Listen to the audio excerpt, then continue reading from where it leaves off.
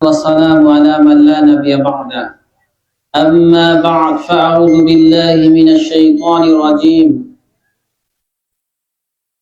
يا أيها الذين آمنوا اتقوا الله حق تقاته ولا تموتن إلا وأنتم مسلمون.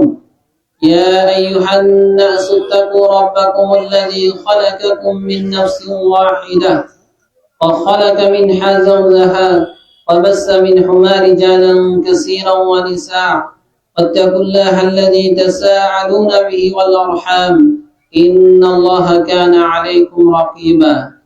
يا أيها الذين آمنوا اتقوا الله وقولوا قولا سديدا يصلح لكم أعمالكم ويغفر لكم ذنوبكم ومن يطع الله ورسوله فقد فاز فوزا عظيما.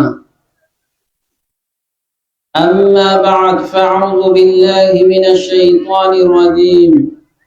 فقلت استغفروا ربكم إنه كان غفارا يرسل السماء عليكم مدرارا ويمددكم بأموال وبنين ويجعل لكم جنات ويجعل لكم أنهارا.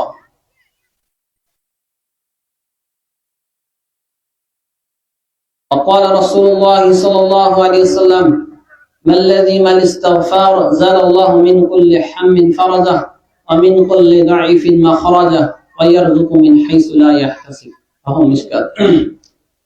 আলহামদুলিল্লাহ, যাবতীয় প্রশংসা গুণগান সে আল্লাহ সুবহানাহু ওয়া তাআলার জন্য, যার উপর অনুগ্রহে আজকের এই তাফসীরুল কুরআন মাহফিলে আল্লাহ সুবহানাহু ওয়া তাআলা আমাদের আশার এবং আলোচনা শোনার তৌফিক দান করেছেন। সে আল্লাহ সুবহানাহু ওয়া তাআলার দরবারে আমরা শুকরিয়া আদায় করছি। সকলে বলছি আলহামদুলিল্লাহ। দরুদ এবং সালাম মুর্শিদ হোক আমাদের প্রিয় নবী সাইয়্যিদুল মুরসালিন খাতামুন নবীন নবী মুহাম্মদ রাসূলুল্লাহ সাল্লাল্লাহু আলাইহি সাল্লামের প্রতি। আমরা সবাই বলছি আল্লাহুম্মা সাল্লি আলাইহি আল্লাহুম্মা বারিক আলাইহি। সম্মানিত উপস্থিতি, আজকের আমার আলোচনার বিষয় হচ্ছে রিজিক বৃদ্ধির উপায় এবং হ্রাস পাওয়ার কারণ। কি বিষয়ে আলোচনা করব?